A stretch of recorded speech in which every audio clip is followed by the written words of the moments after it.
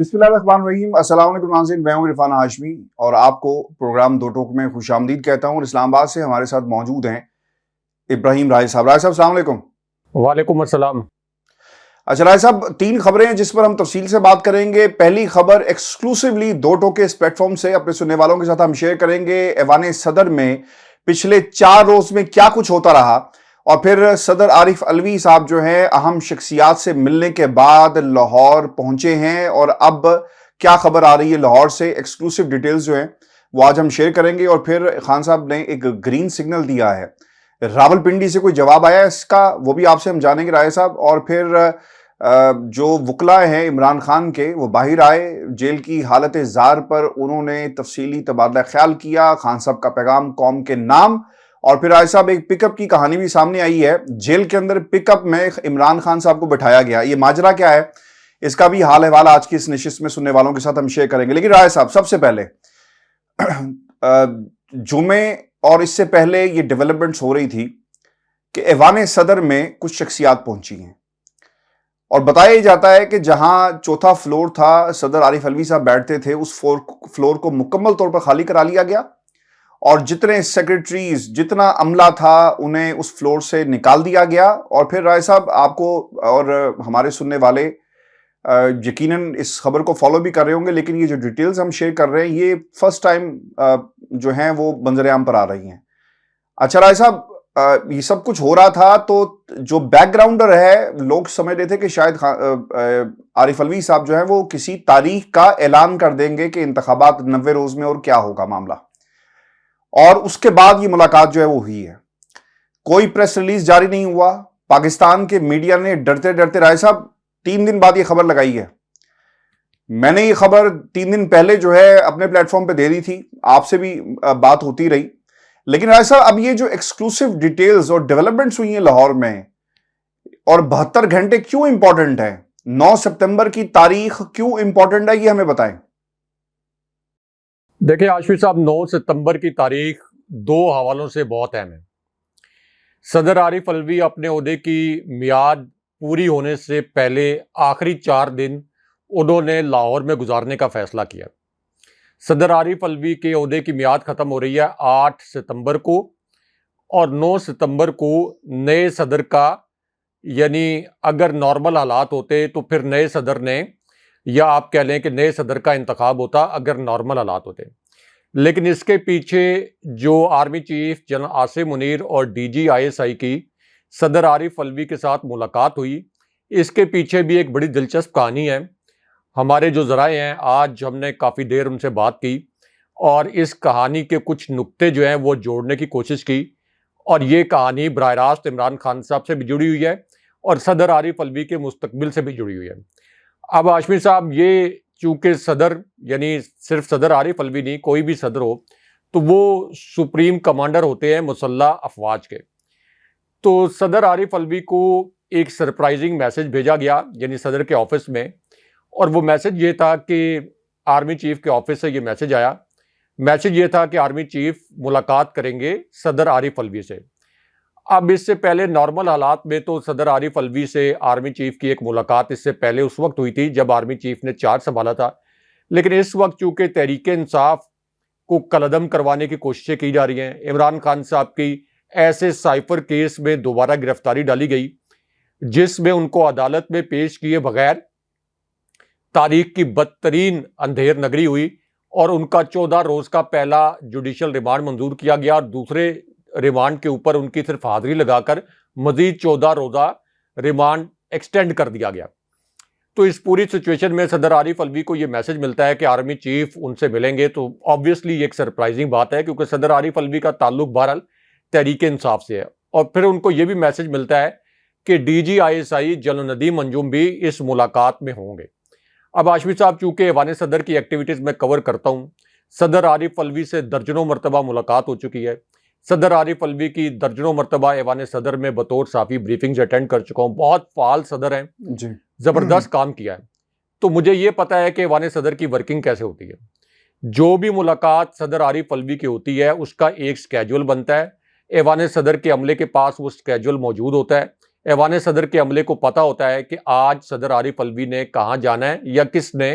ملنے کے لیے آنا ہے، لیکن army chief general Asim Munir اور DG ISI general Nadeem Anjum کی جو ملاقات تھی اس کے متعلق ایوان صدر کے عملے کو نہیں بتایا گیا، اور یہ ملاقات پہلے سے اسکیجول نہیں تھی، نہ ہی میڈیا کو اس ملاقات کے متعلق بتایا گیا۔ عام طور پر اس طرح کی ملاقاتیں ہوتی ہیں تو اس کا ایک اعلامیہ بھی جاری کیا جاتا ہے اور ایک پریس ریلیز بھی جاری کیا جاتا ہے۔ یہ حقائق میں اس لیے بتا رہا ہوں، یہ اسٹیبلش کرنے کے لیے کہ اس ملاقات کو خفیہ رکھنا مقصد تھا، یعنی اس ملاقات کو سیکرٹ رکھنے کے لیے یہ سارے انتظامات کیے گئے۔ آج میری ایک ذریعے سے بات ہوئی، ایوان صدر کے بہت قریبی ذریعے سے، تو اس نے مجھے وہ حالات بتائے جب army chief general Asim Munir اور DG ISI جنرل ندیم انجم ایوان صدر پہنچے اور بڑے مزے کے حالات بتائے گئے مجھے۔ تو میرے جو ذریعے ہیں انہوں نے مجھے یہ بتایا کہ ہمیں اچانک یہ پیغام دیا گیا کہ آپ سب تیسرے فلور پر چلے جائیں، اور تیسرے فلور سے آپ نے اس وقت تک باہر نہیں آنا جب تک آپ کو کہا نہ جائے۔ اب ان کے لیے بھی یہ ایک سرپرائزنگ ایلیمنٹ تھا۔ اس سے پہلے جو اہم نوعیت کی، حساس نوعیت کی ملاقاتیں ہوتی تھیں وہ چونکہ اسکیجول ہوتی تھی تو ان کو پتا ہوتا تھا کہ چلیں ہمیں تیسرے فلور پر بھیجا جا رہا ہے، تو اس وجہ سے بھیجا جا رہا ہے کہ چلیں جو صدر کا آفس ہے، یعنی ان کا جو چیمبر ہے ملاقاتوں والا، وہاں ملاقات ہونی ہے۔ لیکن اس مرتبہ کسی کو نہیں پتا تھا، اور ان کو یہ بھی کنوے کیا گیا کہ کسی قسم کی کمیونیکیشن آپ نے نہیں کرنی، کوئی ٹیلی فون کال آپ نے نہیں کرنی، کوئی آپ کا واٹس ایپ میسج باہر نہیں جانا چاہیے، آپ کا واٹس ایپ لاسٹ سین نظر نہیں آنا چاہیے، کسی قسم کی کوئی خبر، کوئی اطلاع باہر نہیں جانی چاہیے۔ یہ اطلاع بھی باہر نہیں جانی چاہیے کہ آپ کو تیسرے فلور پر بھیجا گیا ہے اور کوئی آؤٹ آف آرڈنری چیز ایوان صدر کے اندر ہو رہی ہے، یعنی اس قسم کے حالات۔ تو اس سے یہ اندازہ لگایا جا سکتا ہے اس کی اہمیت لوگوں کو بتانے کے لیے میں یہ جو جزوی تفصیلات ہیں جو میرے ذرائع سے بات ہوئی، یہ میں اس ملاقات کی اہمیت بتانے کے لیے یہ ساری جزوی تفصیلات بتا رہا ہوں۔ اس کے بعد کافی دیر تک یہ تیسرے فلور پر عملاً، بلکہ میرے جو ذرائع ہیں انہوں نے ہنستے ہوئے کہا کہ ہم تو تیسرے فلور پر قید ہو کر رہ گئے، جو ایوان صدر کا عملہ ہے، یعنی تیسرے فلور سے ان کو نکلنے نہیں دیا گیا۔ اس کے بعد یہ ملاقات ہوئی، کافی طویل ملاقات ہوئی، اور اب اس کے متعلق دو اہم خبریں ہمارے پاس ہیں جو اپنے ویورز کے ساتھ شیئر کرتے ہیں۔ ایک خبر کا پہلا حصہ تو یہ ہے کہ چونکہ عارف الوی صاحب نے، صدر عارف الوی نے ایک ٹویٹ کیا تھا آفیشیل سیکرٹ ایکٹ کے معاملے پر، اور اسی طرح آرمی ایکٹ کے معاملے پر، کہ میں نے ان بلز کی منظوری نہیں دی اور میرا جو عملہ ہے وہ میری ول کے خلاف گیا، یعنی صدر کے ساتھ پاکستان کی تاریخ میں پہلی مرتبہ اس طرح کا دھوکہ ہوا، اس لیے میں اس کو ایک فراڈ ریاست کہتا ہوں۔ اب میں ناکام ریاست نہیں کہتا، لوگ ناراض ہوتے ہیں تو ہوتے رہیں۔ دوسرا ایشو یہ تھا کہ صدر عارف الوی نے ایک خط لکھا تھا الیکشن کمیشن کو، چیف الیکشن کمشنر کو، کہ مجھ سے ملاقات کریں اور ہم نئے الیکشن کی تاریخ کو طے کریں۔ چیف الیکشن کمشنر نے مریم نواز کی بی ٹیم بن کر چیف الیکشن کمشنر نے صدر کے ساتھ ملاقات سے انکار کر دیا تھا، حالانکہ یہ بعد میں طے کر لیا جاتا کہ کیا یہ الیکشن کمیشن کا اختیار ہے یا صدر عارف الوی کا اختیار ہے تاریخ دینا، یعنی الیکشن کی تاریخ دینا۔ لیکن چیف الیکشن کمشنر کو کم سے کم صدر پاکستان، جو پاکستان کا سب سے بڑا آئینی عہدہ ہے، ان کی دعوت پر ملاقات کے لیے چلے جاتے اور وہاں ان کو کنوے کر دیتے کہ سر اب کوئی نئی قانون سازی ہوئی ہے اور ہماری انڈرسٹینڈنگ یہ ہے، ہماری قانونی انڈرسٹینڈنگ یہ ہے سر کہ الیکشن کی تاریخ دینا ہمارا کام ہے۔ تو یہ اس طرح سے بھی ایک معاملے کو ٹیکل کیا جا سکتا تھا، لیکن انہوں نے ایک جوابی بد تہذیبی پر مبنی ایک مراسلہ لکھ دیا تھا صدر عارف الوی کو۔ تو اب اس پوری سچویشن میں ایک پیغام صدر عارف الوی کو پہنچایا گیا عمران خان صاحب کا انڈائریکٹلی۔ یہ بڑا اہم پیغام تھا، اور اس پیغام کو پھر مختلف حلقوں نے ریڈ کیا بٹوین دی لائنز، اور وہ پیغام عمران خان صاحب کی جانب سے یہ پہنچایا گیا، کیونکہ عمران خان صاحب کے وکلاء تو خان صاحب سے جا کے ملتے ہیں، ان کے ذریعے پیغام رسانی بھی ہوتی ہے، کبھی ڈائریکٹلی کبھی انڈائریکٹلی، کہ صدر عارف الوی اپنا آئینی اختیار استعمال کریں اور الیکشن کی تاریخ کا اعلان کریں۔ اب صدر اگر الیکشن کی تاریخ کا اعلان کر دیتے اور چیف الیکشن کمشنر یہ کہتے کہ نئی قانون سازی کے مطابق یہ الیکشن کی تاریخ دینے کا اختیار میرے پاس ہے، تو پروبیبلی یہ خدشہ تھا کہ یہ معاملہ سپریم کورٹ میں چلا جاتا، اور سپریم کورٹ سے ہو سکتا ہے کہ فیصلہ صدر عارف الوی کے حق میں آ جاتا، یا اس طرح کا فیصلہ آ جاتا کہ صدر اور الیکشن کمیشن مل کر جو الیکشن کی تاریخ ہے اس کا اناؤنسمنٹ بھی کریں اور اس پر عمل درآمد بھی کریں۔ تو ایک تو اس معاملے پر صدر عارف الوی کو ایک پیغام جو ہے وہ بھجوا دیا گیا کہ یہ جو الیکشن کی تاریخ کا اعلان ہے یہ ابھی آپ نے نہیں کرنا۔ اچھا، دوسرا جو صدر عارف الوی کو پیغام بھجوایا گیا وہ اس کانٹیکس میں تھا، اس سیاق و سباق میں تھا کہ جو آپ نے ٹویٹ کیا آرمی ایکٹ کے متعلق اور آفیشیل سیکرٹ ایکٹ کے متعلق، تو اس حوالے سے بھی اس ٹویٹ کے کانٹیکسٹ پر ایک پیغام جو ہے وہ صدر عارف الوی کو بھجوایا گیا۔ اب جب اس قسم کی میٹنگز ہوتی ہیں ہاشمی صاحب، بدقسمتی سے پاکستان میں چونکہ 75 سال سے یہ پہلی مرتبہ نہیں ہے، یہ 75 سال سے اسٹیبلشمنٹ کا اثر و رسوخ ہے، تو پرائم منسٹر ہاؤس میں بھی جو اسٹیبلشمنٹ کے اعلیٰ عہدیداران پرائم منسٹر آفس میں، پرائم منسٹر ہاؤس میں، جو کہ آبویسلی صدر سے زیادہ طاقتور عہدہ ہے، جو کہ چیف ایگزیکٹو کا عہدہ ہے، جو ملک کے سربراہ ہوتے ہیں، وہاں جا کر بھی بات کئی مرتبہ سنی نہیں جاتی، بتا دی جاتی ہے۔ ہمارے ویور سمجھ رہے ہیں کہ میں کیا کہہ رہا ہوں؟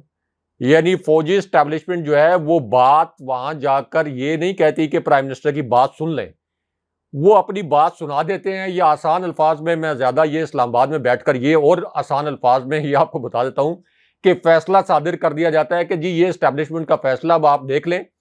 آپ نے اس فیصلے پر عمل کرنا ہے اور نہیں کرنا تو پھر آپ دیکھ لیں۔ اور آپ دیکھ لیں کا مطلب یہ ہوتا ہے کہ آپ تاریخ اٹھا کر دیکھ لیں کہ اس کے بعد کسی بھی پرائم منسٹر کے ساتھ کیا ہوتا ہے۔ تو اس قسم کے میسیجز پاکستان کی تاریخ میں اسٹیبلشمنٹ کی جانب سے کنوے کیے جاتے رہے ہیں۔ تو اس پوری صورتحال میں صدر عارف الوی کے ساتھ جو army chief general Asim Munir اور D G I S I general Nadeem Anjum کی ملاقات، جب تحریک انصاف کو بدترین ریاستی جبر کا سامنا ہے، شریف خاندان نگران حکومت نے عمران خان صاحب کے خلاف، پھر تحریک انصاف کے خلاف بدترین طریقے سے گھیرا تنگ کیا ہوا ہے، تو ریڈ کرنے والے ریڈ کر سکتے ہیں کہ صدر عارف الوی کو کس ٹون میں کیا میسج دیا گیا ہوگا، اور اس وقت جو ملاقات ہوئی اس دوران ٹون کیا ہوئی ہوگی صدر عارف الوی کی جانب سے اور دوسری جانب سے جو اسٹیبلشمنٹ کے اعلیٰ ترین عہدیداران یعنی army chief general Asim Munir اور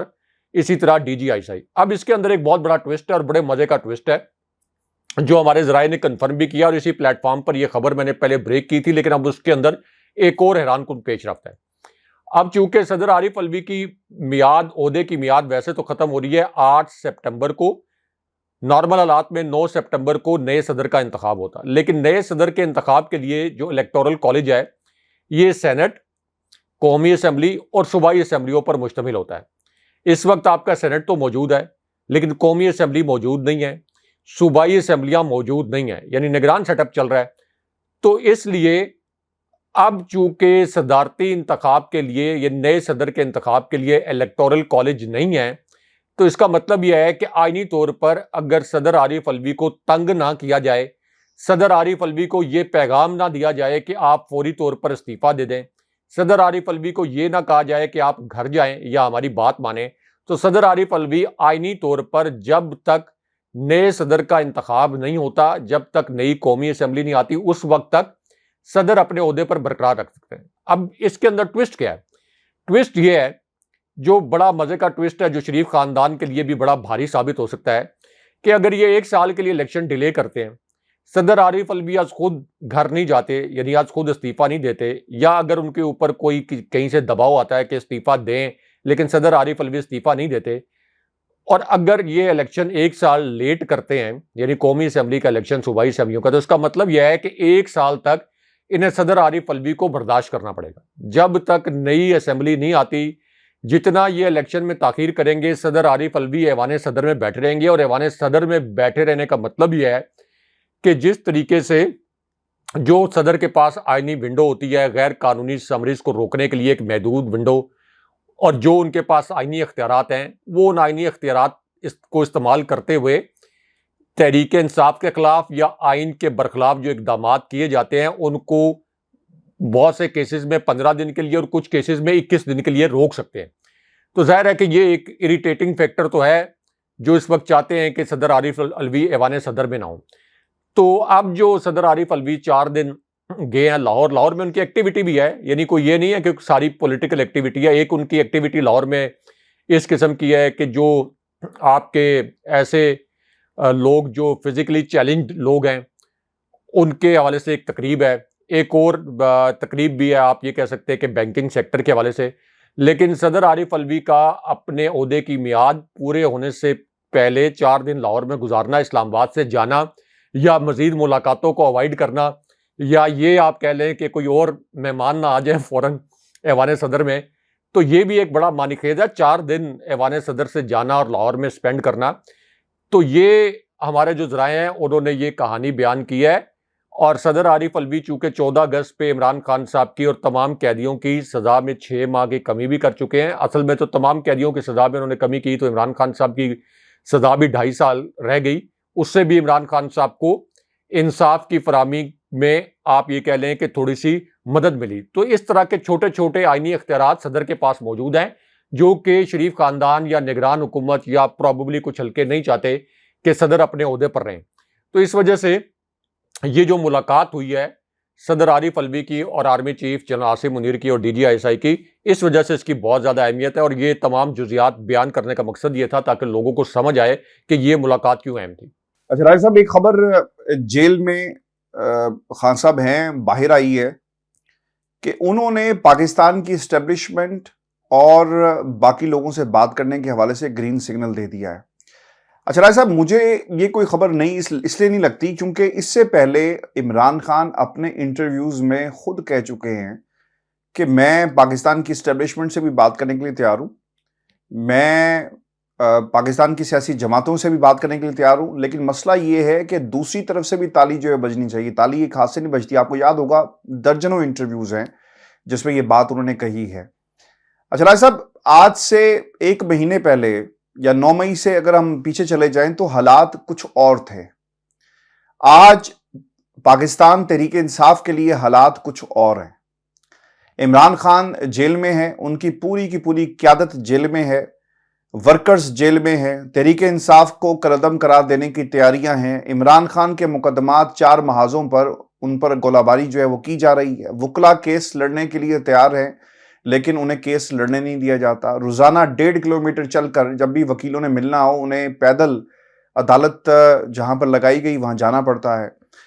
مقدمات جس طرح سے چلائے جا رہے ہیں وہ آپ کے سامنے ہیں. اور ضمانت کا معاملہ اس لیے روک دیا جاتا ہے کہ معاملات اسلام آباد ہائی کورٹ میں پینڈنگ ہیں. یہ گرین سگنل رائے صاحب پاکستان کی اسٹیبلشمنٹ کیا اسے قبول کرے گی یا it's too late in the day? Number 1،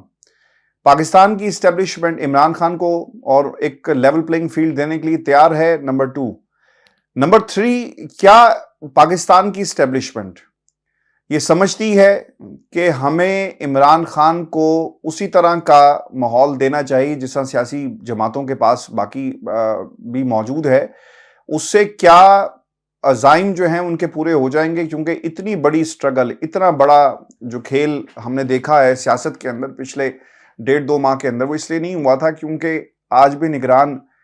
جو وزیر اعظم صاحب ہیں وہ یہ کہتے ہیں کہ 9 مئی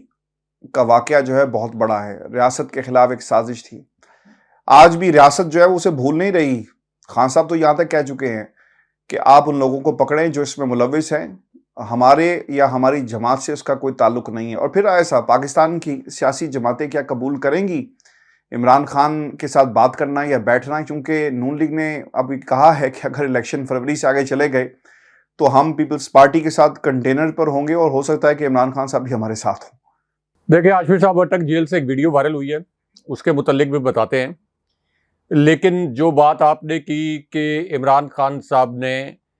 بات کی کہ اسٹیبلشمنٹ کے ساتھ، پاکستان کے اداروں کے ساتھ، یا آسان الفاظ میں فوجی قیادت کے ساتھ میں بات کرنے کے لیے تیار ہوں. اس میں 2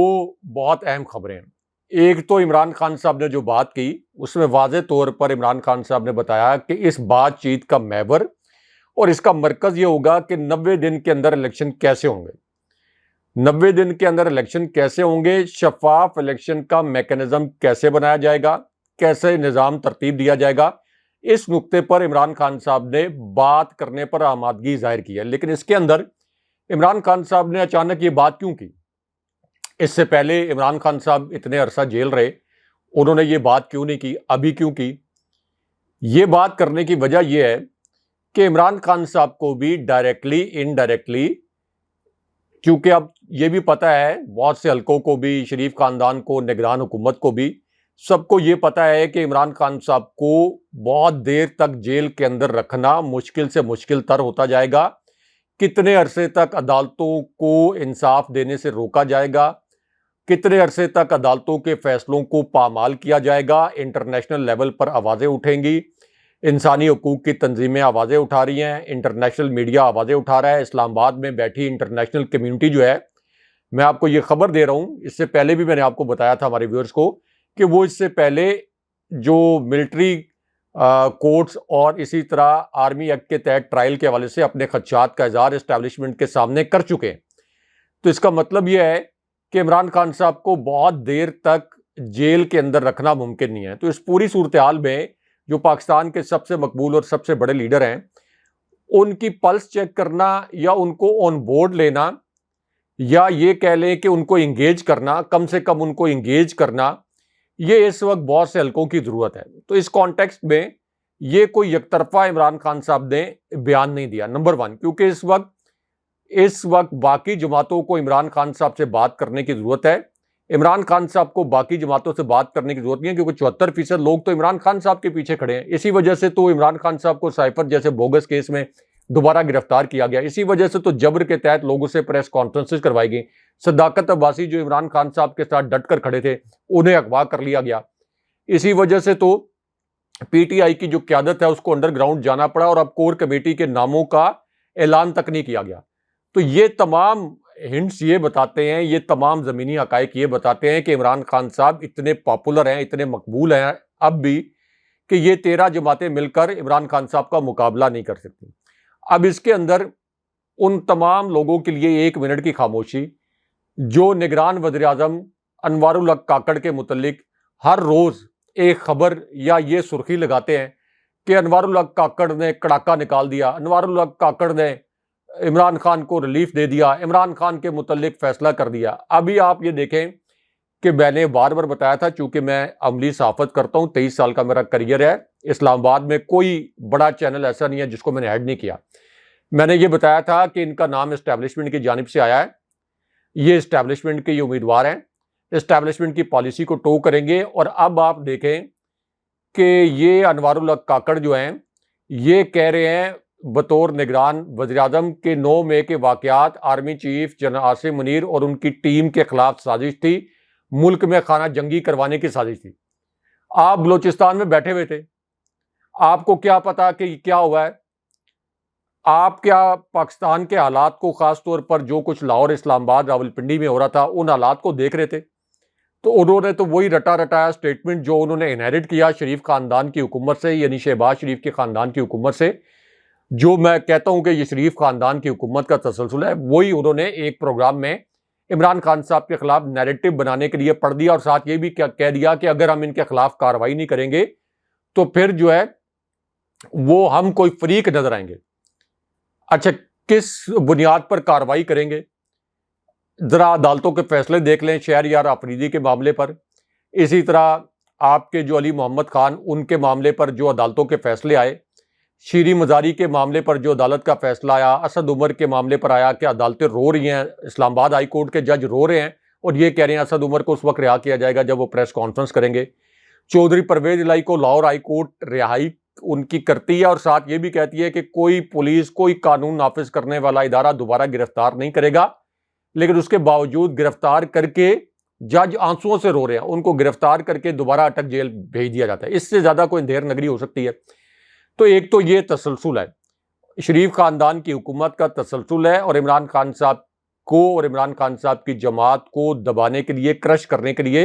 اقدامات جاری رہیں گے. اب اس پوری سچویشن میں آپ نے کہا کہ کیا عمران خان صاحب کو لیول پلینگ فیلڈ ملے گا؟ کیا عمران خان صاحب کو الیکشن میں جانے کی اجازت ملے گی؟ تو اس کا جواب نفی میں ہے، کیونکہ عمران خان صاحب کو صرف انگیج اس وجہ سے کیا جا رہا ہے، توقع یہ کی جا رہی ہے کہ عمران خان صاحب کو سمجھوتا کریں، اسے تقدیر کا لکھا مان لیں اور اس الیکشن میں ریزسٹنس نہ کریں، یا ان کو الیکشن سے باہر رکھنے کے لیے جو فارمولہ بنایا گیا ہے جب اس پر عمل ہو تو تحریک انصاف اس پر ریزسٹنس نہ کرے، اور انہیں یہ کہا جائے کہ ابھی آپ فی الحال چھوڑ دیں، 2-3 سال میں حالات ٹھیک ہو جائیں گے، 4 سال میں یا اگلے الیکشن میں آپ کے لیے کوئی پرابلم نہیں ہوگی. تحریک انصاف کو کرش کرنے کے لیے جو اقدامات کیے جا رہے ہیں ان میں تھوڑی نرمی آ جائے گی، تحریک انصاف بھی اپنا سٹانس جو ہے وہ تھوڑا سا نرم کر لے تو 2-3 سال کے اندر کوئی حالات آپ کے لیے بہتر ہو جائیں گے. یعنی اس طرح سے جب کسی بہت پاپولر لیڈر کو کرش بھی کرنا ہو اور اس کو انگیج بھی کرنا ہو تو اس قسم کی باتیں کی جاتی ہیں. لیکن عمران خان صاحب کا جو پیغام ہے وہ بڑا واضح ہے،